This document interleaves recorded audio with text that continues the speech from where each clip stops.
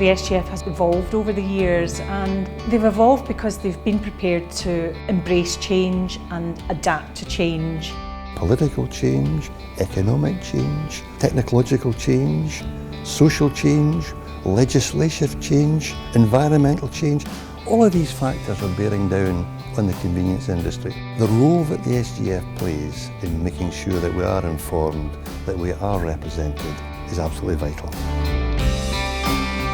The reality is that these days a C-store can't rely on the categories that used to be the heart of a C-store offering, the impulse categories, so tobacco, alcohol, crisps, confectionery, all of these things. If you look at legislation in the last 3 or 4 years, they clamped down on alcohol and tobacco, and there's more coming down the line. Old-fashioned model of trying to sell tins of beans within a convenience store isn't going to keep anyone afloat, really. I've got neighbours there, and you see the Asda van drawing up, Tesco van drawing up, you know, and that's the messages. The sector's had to deal with many challenges, but the convenience sector's always been able to embrace that and changed.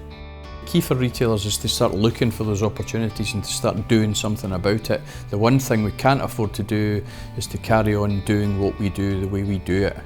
There is nothing surer than we'll start going backwards if that happens. If we want change to happen, we need to make it happen. Someone said to me a couple of weeks ago, they'd read this quote that change will never be as slow in the future as it is today. And I think it'd be really important for all sectors that have the consumer at the heart of it, that they get their head around where that might go and be responding to it. The retailer has to be seen to be promoting the health benefits to consumers.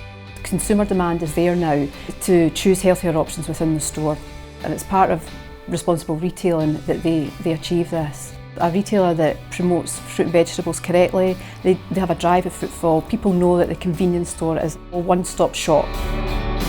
And I see plenty of stories of businesses that are thriving at the moment, and what I see there is businesses that are offering something that's different or unique.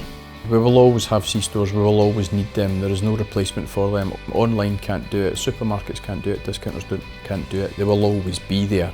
I think what we will find is that the nature and the model will significantly change. So the model that we're all familiar with for what a CTN or a convenience store or a forecourt looks like is going to change almost beyond recognition.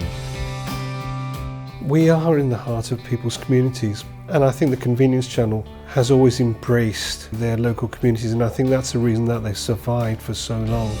People still do like to go out and actually experience the physical act of shopping. It's not a completely online activity for many people.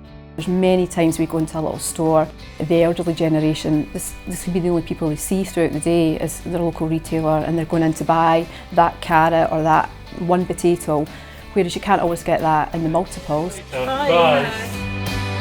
I'm very optimistic, and I think there'll be many opportunities that we can't even imagine right now. You're going to find a lot more customer engagement software, which basically means that shops can stay in touch one-to-one with their customers.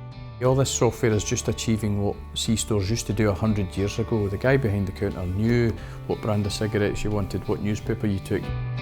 These guys are spending millions developing software to try and replicate that, and we, the guys that invented this concept, are rapidly being left behind. It's time to take it back again.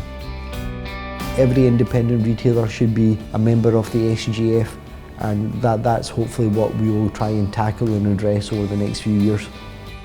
There's a key role for SGF here in providing leadership and bringing different parts of the value chain together.